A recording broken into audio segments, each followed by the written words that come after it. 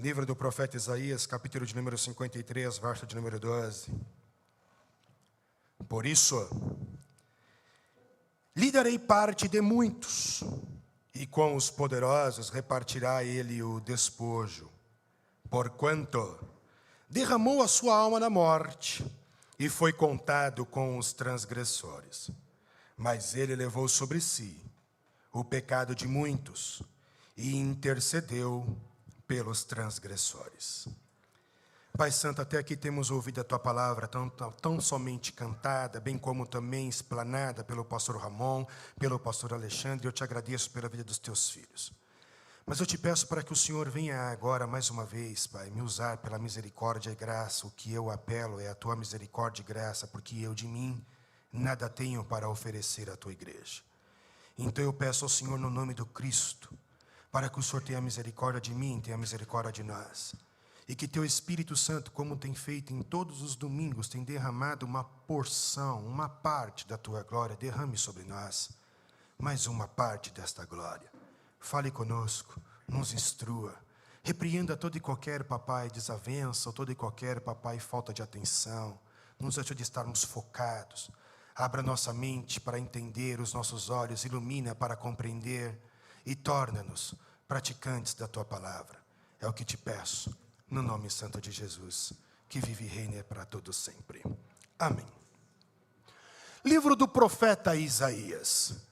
O livro do profeta Isaías, ele faz parte daquilo que nós chamamos de profetismo. Quando nós falamos sobre profetismo, a profecia ou as profecias do profetismo ou dos profetas judeus era algo diferente do que você e eu conhecemos hoje, pois o profeta que você e eu conhecemos hoje é aquele que tem um dom da revelação, o dom da profecia. Ele se levanta em um determinado local, um determinado tempo, e chega até você e diz algo acerca da tua vida, ou do teu passado, ou do teu presente, ou até mesmo do teu futuro. Esse é o tipo de profeta que você e eu, nós conhecemos, estamos habituados. Em Israel, nós tínhamos também profecias que falavam do passado, profecias que remetiam ao presente, e profecias que apontavam para o futuro. Isso também acontecia do mesmo jeito em Israel. Entretanto, o profetismo em Israel, ele é um pouco diferente. Porque quando Deus queria falar algo para o povo judeu, ele fazia o profeta sentir aquele algo. Então, muito mais do que falar, ele fazia o profeta entender o que Deus estava passando. Então, o profeta não só ouvia Deus, como ele percebia Deus. Ele entendia o que estava acontecendo dentro de Deus. Ele sentia a dor de Deus. Ele sentia a carência de Deus. Ele sentia a vergonha de Deus. Isso é tão verdade que Deus vira para o profeta Isaías e diz assim: você vai andar durante 3 anos pelado. Quando te convidarem para a festa, você vai pelado. Durante 3 anos, Isaías anda pelado no meio do povo judeu. O que Deus quer ensinar? Você está sentindo, Isaías, como é sentir vergonha por não estar vestido? Pois a roupa que Deus veste, ou seja, a santidade de Deus, a roupa que Deus veste, pois a santidade é uma roupagem, a roupa que Deus veste é o seu povo. Só que o seu povo está sujo, e roupa suja a gente não fica vestida, a gente tira para lavar.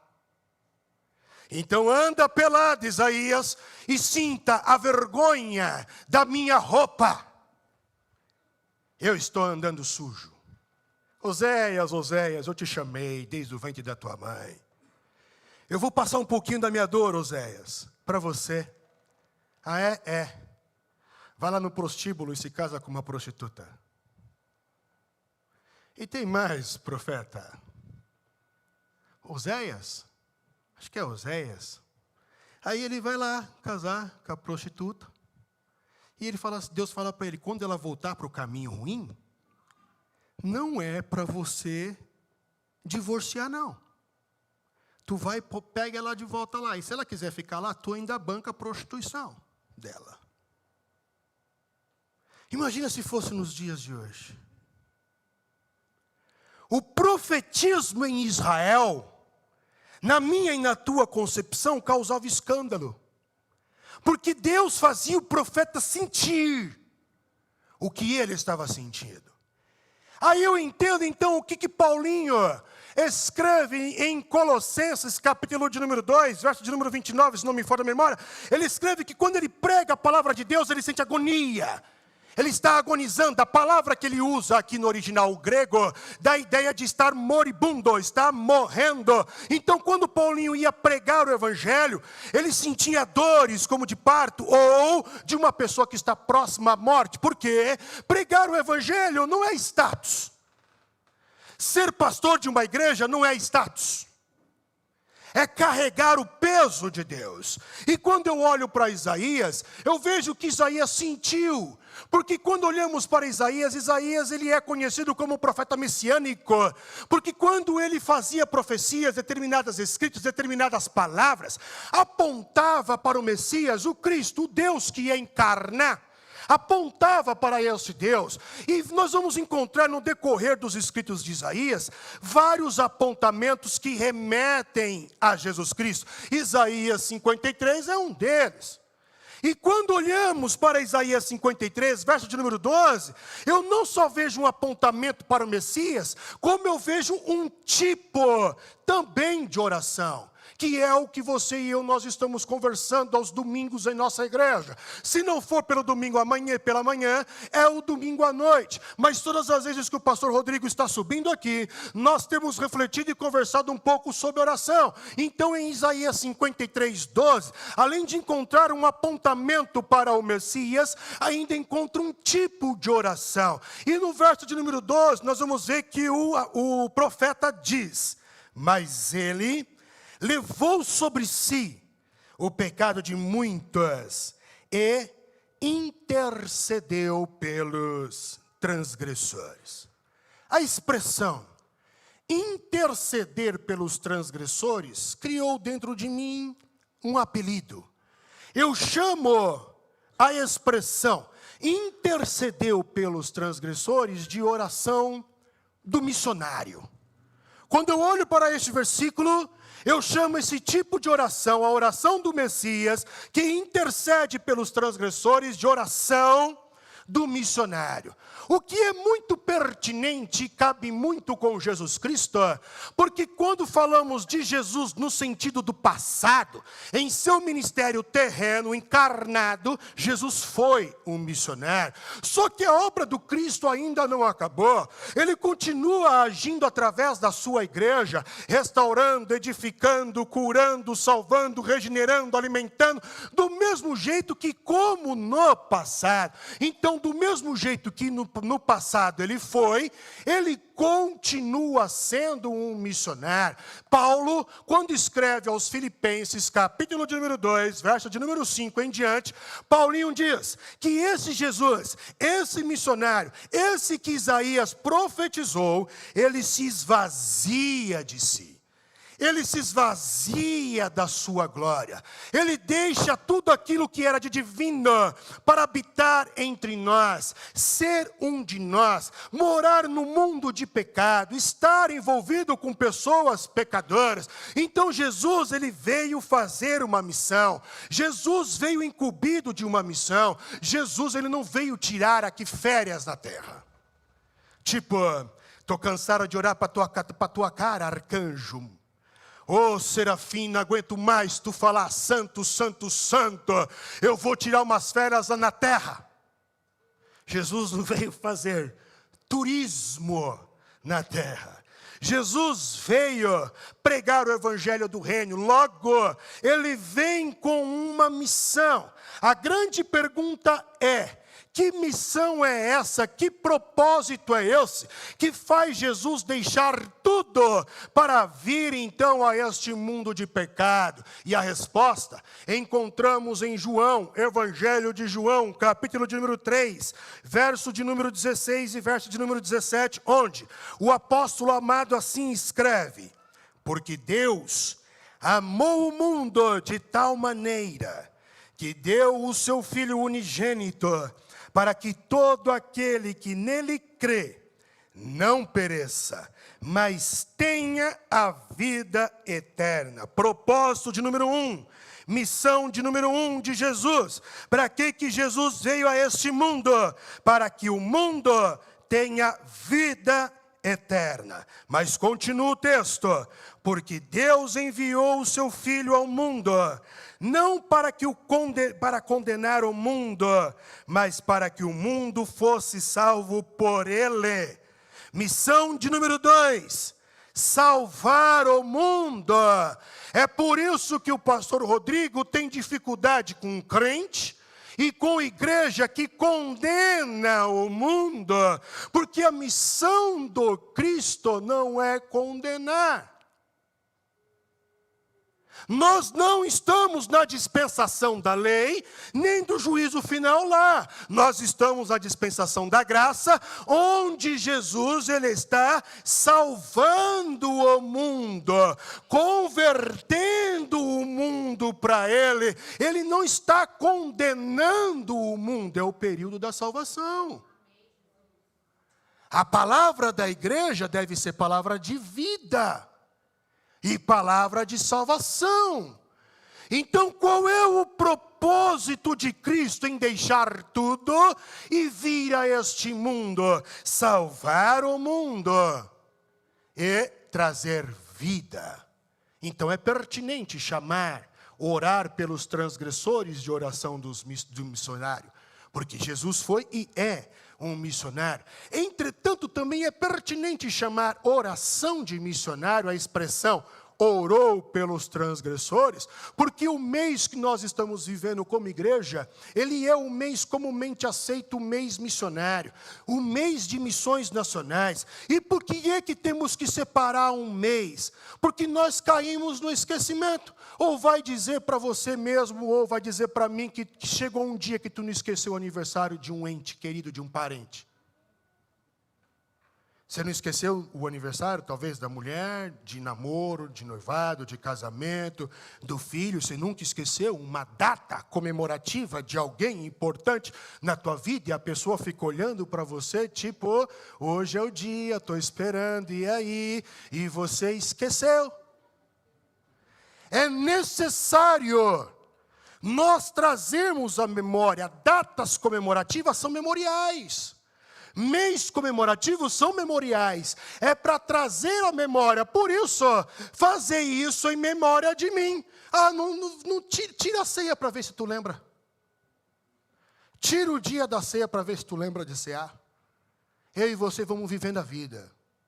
E não vamos ceando. Por isso, fazei em memória de mim. Então, quando falamos de orar pelos transgressores sem a oração do missionário, é pertinente porque Jesus é missionário, e é pertinente porque o mês que estamos vivendo é também um mês de missões. Agora, o que me chamou a atenção é por que Jesus ele ora pelos transgressores. E o texto é enfático. Jesus ora pelos transgressores. O texto, ele é afirmativo, não tem rodeios, ou não tem outro grupo de pessoas, transgressores. O texto é enfático nisso, e acredito que a resposta ela é simples, porque os transgressores era o nicho de trabalho de Jesus. Todo e qualquer ramo empresarial, ou todo e qualquer ser munido ou incumbido de uma missão, ele tem um nicho, ele tem um público-alvo. E qual é o público-alvo de Jesus? Os transgressores. Gente boa. Quem são os públicos-alvos de Jesus? Os malfeitores. Os endividados, a chamada escória da sociedade, o que vive à deriva, o marginalizado, o esquecido, aquele que se acha impuro, aquele que se acha indigno, aquele que acha que não tem a capacidade de entrar num lugar como esse, de tão pecador que é, de tantas coisas erradas que fez, que falou. É esse o público-alvo de Jesus. O próprio Cristo, em Marcos, capítulo de número 2, verso de número 17, dá testemunho do seu nicho, do seu público-alvo. Então Jesus vem em Marcos e escreve, Jesus diz: e Jesus, tendo ouvido isto, disse-lhes: os sãos, o santo, esses aí, não necessita de médico não, mas eu vim para os que estão doentes. Eu não vim chamar justos, eu vim chamar transgressores, malfeitores, desprezados, marginalizados, repudiados, esquecidos, pecadores ao arrependimento. São esses que eu vim. É para esses que eu vim. Eu tenho um público-alvo, o amor de Deus é para todos, mas Ele tinha quem alcançar. É por isso que Jesus prega por parábola, para que as pessoas pudessem entender. Jesus fazia com que as pessoas se sentissem bem ao lado dele. Ele fazia com que as pessoas se sentissem à vontade ao lado dele, e ele se sentia à vontade ao lado das pessoas. É tão curioso, e eu falo isso como curiosidade, porque Jesus ele teve problema em seu ministério, mas adivinhe com quem Jesus teve problema com o ministério? Quer dizer, não adivinha não, que isso não é de Deus. Pensa aí na tua cabeça. Com quem que Jesus teve problema? Com crente.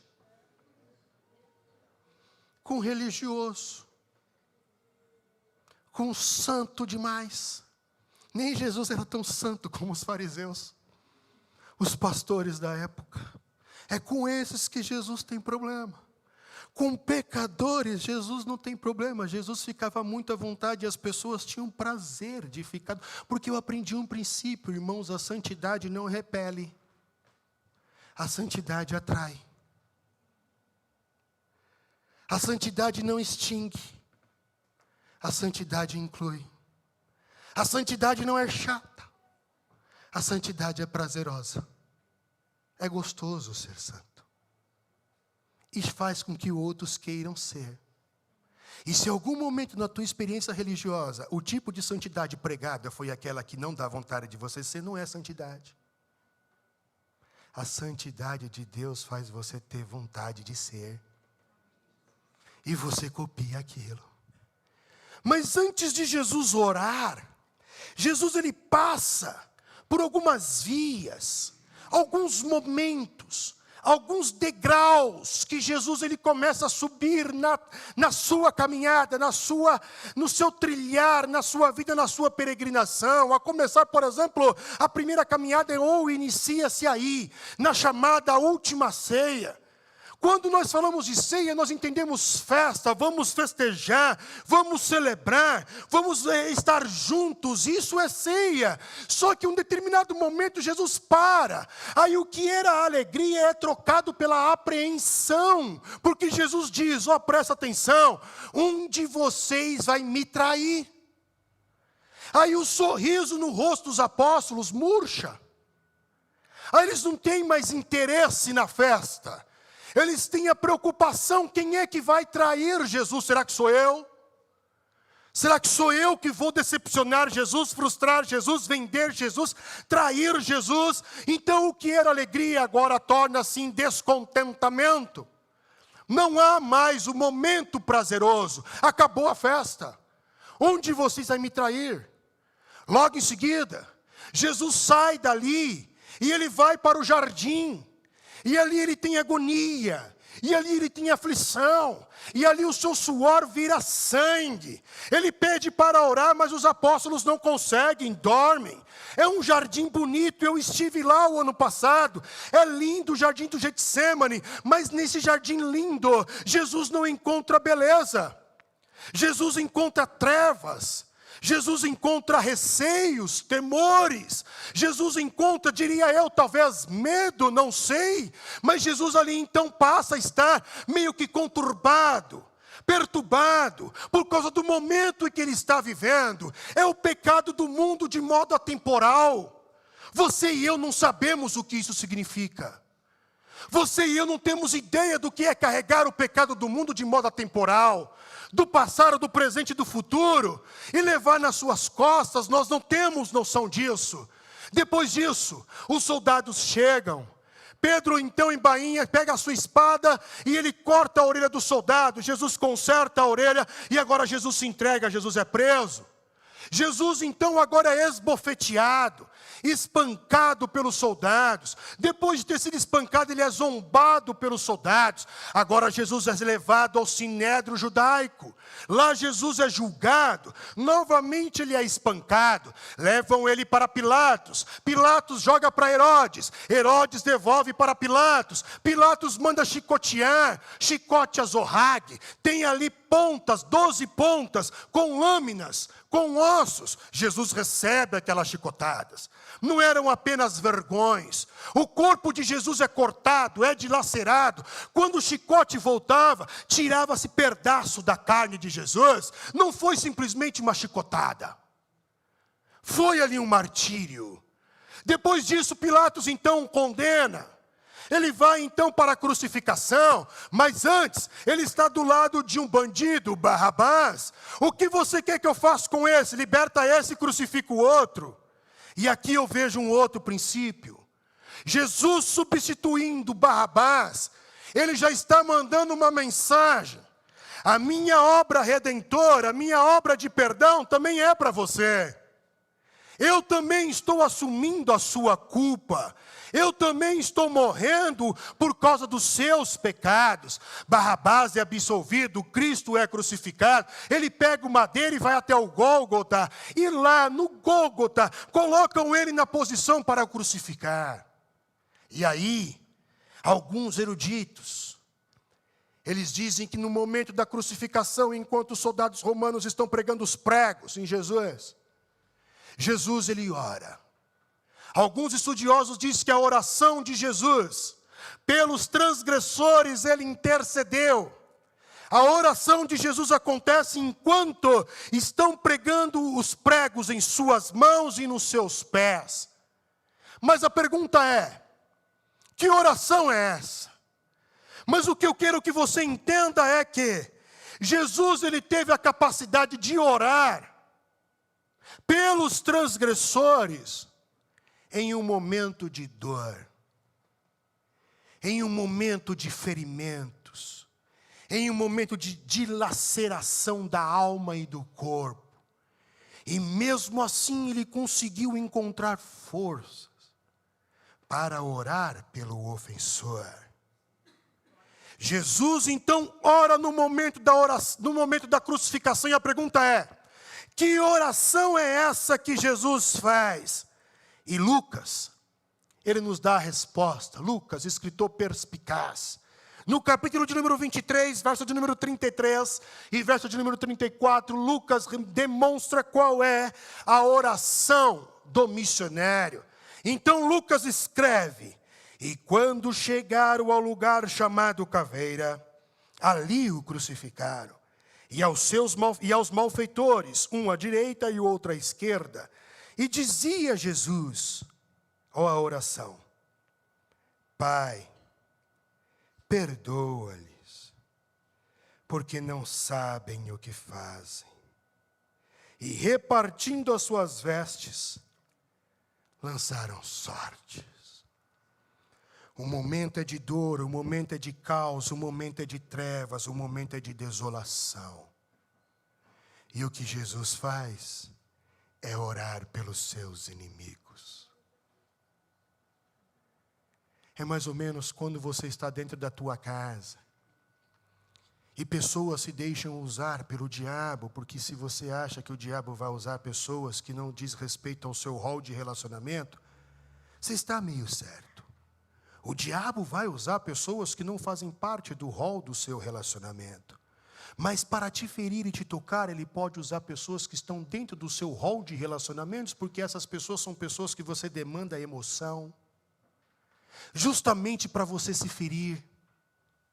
E aí, então, Ele usa a boca daquela pessoa para causar uma dor em você. E aí, então, você vira para aquela pessoa, e em vez de você proferir com maledicências, em vez de você xingar, em vez de você se exaltar, em vez de você brigar, aí então você olha para Deus e diz: Deus, Ele não está no seu pleno juízo, Ele não sabe o que fala. Não leva em consideração a loucura do que Ele está falando. Perdoa, Pai. Perdoa, Pai. A oração do missionário é uma oração que eu encontro um peso. Ela carrega um peso. Porque quando os profetas, no profetismo em Israel, referiam-se ao Messias, eles diziam assim: o Messias, ele é homem de dores. Mas Jesus também é facilmente confundido como o homem da oração. Depois de um dia árduo de pregações, curas, conselhos, esse mesmo Cristo se afastava dos seus amigos, os apóstolos, e ia ficar um momento a sós com o Pai. Um momento de solitude. Um momento ali então de entrega, de encontro com o Pai. Então, mesmo sendo um homem de dores, ele também é facilmente confundido como um homem de oração. Eu gosto da expressão do príncipe dos pregadores. Charles Spurgeon, ele disse que ama melhor quem ora. Olha a expressão de Charles Spurgeon. Ama melhor quem ora. Mas que tipo de oração? E aqui eu faço um acréscimo na frase dele. Eu acredito que só pode amar melhor quem ora. Mas, entretanto, quem ora como a oração do missionário, porque a oração do missionário, ela carrega um peso. Nós já falamos aqui sobre a oração de Axa, a oração de Moisés, a oração do estudante, a oração de Neemias, a oração de Daniel, e hoje estamos falando da oração do missionário. Mas a oração do missionário é totalmente diferente de todas essas orações que nós falamos em domingos passados. A pergunta é: o que é que difere ela? É justamente o peso. O peso que tem a oração do missionário. E que peso é esse? Eu não sei se faz sentido isso para você. O peso do sacrifício. Vou repetir. A oração do missionário é diferente das demais orações que já refletimos aqui em domingos passados, porque ela carrega um peso. O peso do sacrifício. Ou você acha que deixar toda a glória para ser um de nós em um mundo podre é ou não é um sacrifício? A oração do missionário carrega o peso do sacrifício. O sacrifício de abnegar quem é. O sacrifício de rejeitar a própria vontade. Pois ali no Getsemane, ali em agonia, ali em oração, não sentindo a presença do Pai, que o que é desesperador, nós não sentirmos a presença do Pai, não termos o Pai perto de nós, é desesperador. O sangue de Jesus começa a sair agora pelos seus poros, o seu suor se mistura com sangue. Nós vamos ver que Jesus ali ora e diz: se for preciso, Pai, passa de mim esse cálice. Entretanto, porém, todavia, não seja feita a minha vontade. Irmãos, negar a própria vontade é fácil. É uma pergunta retórica que eu faço para você. Quantos dilemas, confusões, dissensões, briga temos dentro de casa entre os casais? Porque um não cede à vontade do outro. Negar a vontade é fácil. Negar o querer é fácil. Negar o ego é fácil. Negar o desejo é fácil. Então é um sacrifício. A oração do missionário é uma oração que carrega o peso do sacrifício, porque ele negou a própria vontade. A oração do missionário é uma oração que carrega o peso do sacrifício, porque ele assumiu o erro do outro. É um sacrifício você assumir o erro do outro. É um sacrifício você morrer sendo vida. Irmão, tenta imaginar. Eu não sei como é que isso é na sua cosmovisão bíblica, na sua teologia. Jesus é vida. E agora Jesus tem que se entregar à morte. Como é que isso funciona para você? É um sacrifício a vida morrer. É um sacrifício a vida morrer.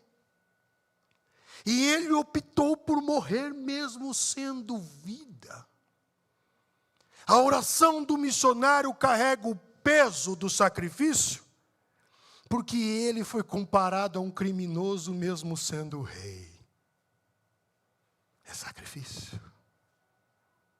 Mesmo sendo criador, tenta imaginar você.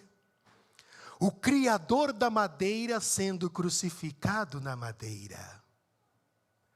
O criador das profissões e agora carpinteiro usando o martelo e o prego a vida inteira e ele sabendo, trabalhando todos os momentos da sua vida que um dia iriam usar os utensílios da sua ferramenta, do seu profissionalismo para poder pregar ele na madeira. Imagina se você fosse Jesus sendo carpinteiro usando o martelo e o prego, tendo a onisciência sabendo que seria crucificado um dia.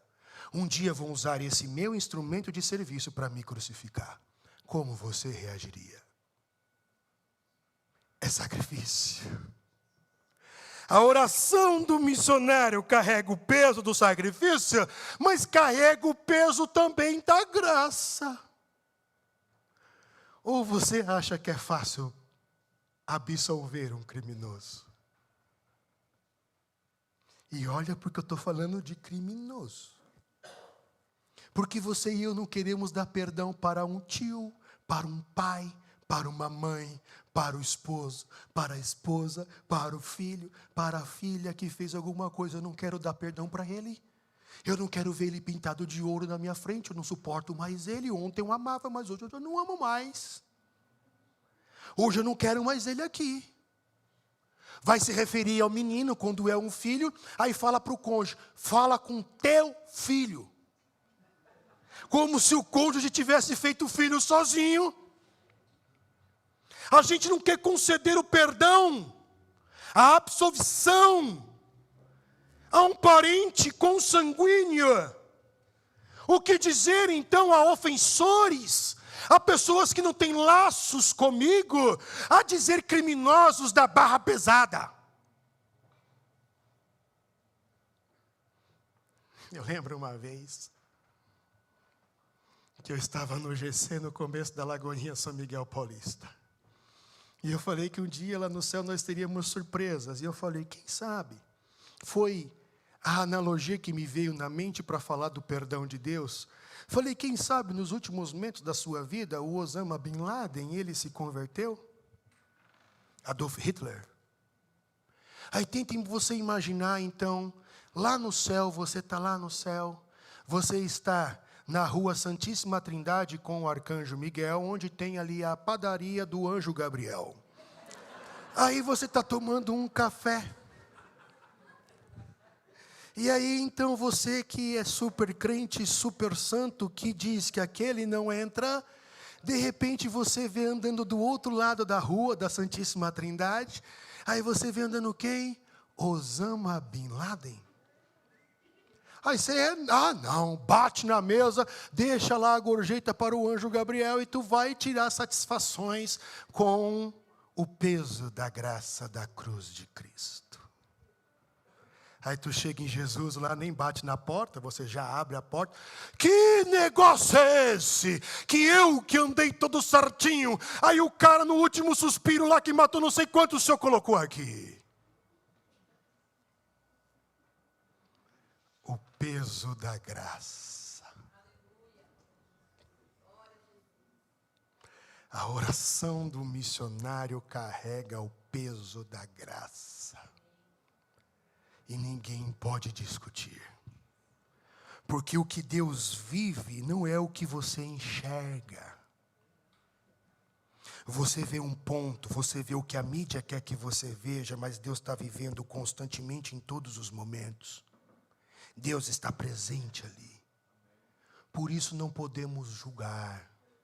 O único que tem a capacidade de julgamento é Deus, porque Ele está presente ali naquele momento.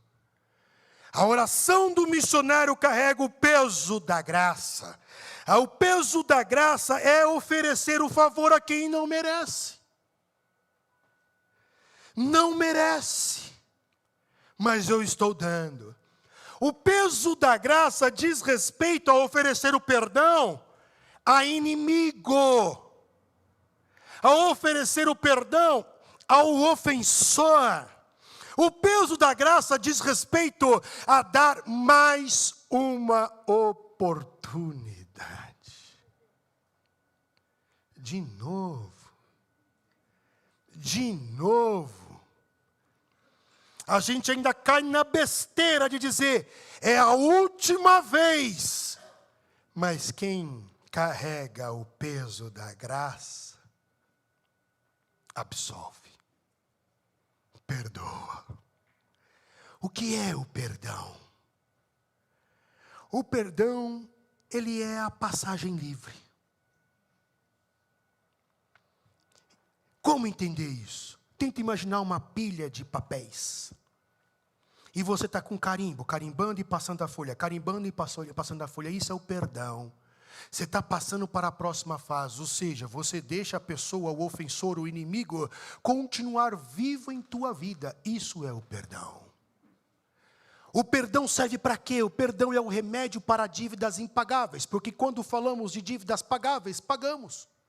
Quando falamos de dívidas cobráveis, cobramos. Mas quando falamos de dívidas impagáveis, não tem como cobrar. É impagável. Então a única coisa que eu posso fazer é perdoar. Para dívidas pagáveis, pagamos. Para dívidas cobráveis, cobramos. Para dívidas impagáveis, só tem uma solução: o perdão. Esse é o peso da graça. A oração do missionário carrega o peso da graça, porque ela absolve quem tem culpa. E é isso que faz com que essa oração ela seja diferente de todas as demais orações, mas aí eu não sei, possa ser que você esteja se perguntando assim, pastor, o que é que isso tudo tem a ver comigo? Eu acredito que como igreja do Cristo, como discípulos de Jesus, nós temos que nos relacionar com dois períodos da história do Cristo. O primeiro período é o período dele da crucificação. Então tem a igreja crucificada e ela tem que ter uma conduta como crucificada.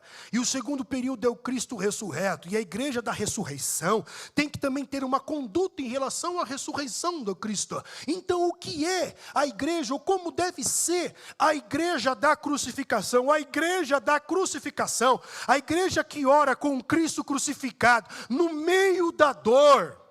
Essa igreja é a igreja que sacrifica-se, por isso que tem peso. Se você não se sacrifica por alguém, o que você falar não terá peso. A sua oração não terá peso. Só vai haver peso quando tiver sacrifícios. Aí sim.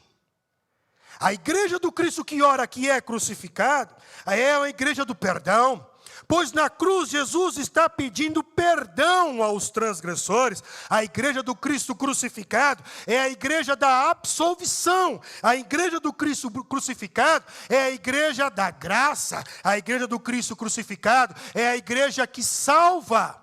A igreja do Cristo crucificado é a igreja da acolhida. Vinde a mim. Quem? Todos. Vinde a mim. Vinde. Pode vir você, vem torto mesmo, vem sujo mesmo. Quem vai te purificar é o sangue de Jesus. Quem vai te regenerar é o Espírito Santo. Basta você deixar. A obra Ele faz. Não sou eu, vinde a mim, vem. Vamos caminhar juntos. Jesus não quer que aconteça um passe de mágica, que você quando chegou perto dele foi transformado. Não é essa a ideia. Vamos caminhar junto, filho. E na caminhada, aí no trilhar, na peregrinação, tudo que tem que ser tirado vai ser tirado. Porque você deixa Jesus entrar no seu coração. É o caminho com Cristo que faz com que você e eu sejamos perfeitos.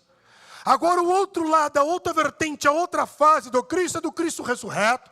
E como é que tem que ser essa igreja que ora na ressurreição do Cristo? É a igreja do novo. Nós temos que demonstrar o novo para a vida das pessoas. O que eu mais encontrei nessa igreja é gente chorando de experiências religiosas negativas de outros lugares. Que quando eu vou conversar hoje, é unânime. Pastor, é diferente. É diferente. Novo. Nós temos que ser os emissários à esperança. Porque nós servimos um Deus de vida. Irmãos, entenda uma coisa. A última palavra no Evangelho não é morte. A última palavra no Evangelho é vida. A última palavra no Evangelho não é doença, a última palavra no Evangelho é cura, é restauração. Tudo isso acontece sim. Agora a igreja do Cristo ressurreto, a igreja do novo, é a igreja da esperança. Por isso que eu falo, irmãos, a santidade tem que ser agradável, tem que ser leve, tem que atrair, trazer esperança. Ainda tem jeito, a igreja no Brasil ainda tem jeito. Nós temos que ser os diferentes dos diferentes. Essa é a característica da igreja da oração do missionário, a igreja da ressurreição. Ser diferente dos diferentes, ser luz. Quando chegam em mim, pastor, tem algum vídeo aí? Tem um vídeo, irmão, de mensagens. Entra no canal Lagoinha São Miguel Paulista, as melhores mensagens evangélicas estão lá. Na nossa igreja. Estão lá, eu tenho orgulho santo do que Deus enviou. Está lá, na nossa igreja. Escuta lá, que eu sei que Deus vai te abençoar. Aí manda o link, está aqui o link. Nossa igreja, escuta lá. Deus tem feito coisas aqui. Restaurações aqui, mudanças aqui, e é aqui, daqui, que nós temos que ser luz. A igreja do Cristo ressurreto é a igreja que dá novas oportunidades. Você errou, irmão, mas vamos orar aqui. Vamos orar aqui agora, irmão. Realmente não foi bonito. Você entende que não foi? Sim. Está arrependido? Sim. Não, então vamos continuar a caminhada, nada mudou. Novas oportunidades, não é para fechar a porta. O único que tem o direito de abrir e fechar a porta é Deus. E você? Deus dá esse direito a você, mas eu não. Você fecha a porta. Deus pode fechar uma porta. Eu não. Eu não excluo ninguém, você se exclui. Você sai, porque não se sente mais parte. Mas eu tenho direito de autoridade para excluir? Não. Eu prego o novo, eu prego a esperança, eu prego a paz, eu prego o amor. Então vem, vamos continuar, vamos tentar, ainda há jeito. É essa a mensagem da igreja ressurreta. A igreja ressurreta é a igreja da restauração e a igreja do amor. Então entenda, irmãos, não fazemos missões. Estamos em missão.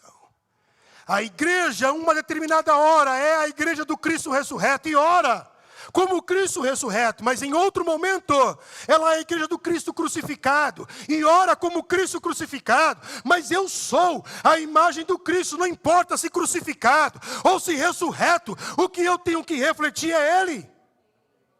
Então eu oro para que a nossa igreja seja uma referência ao Brasil, seja uma referência à Lagoinha.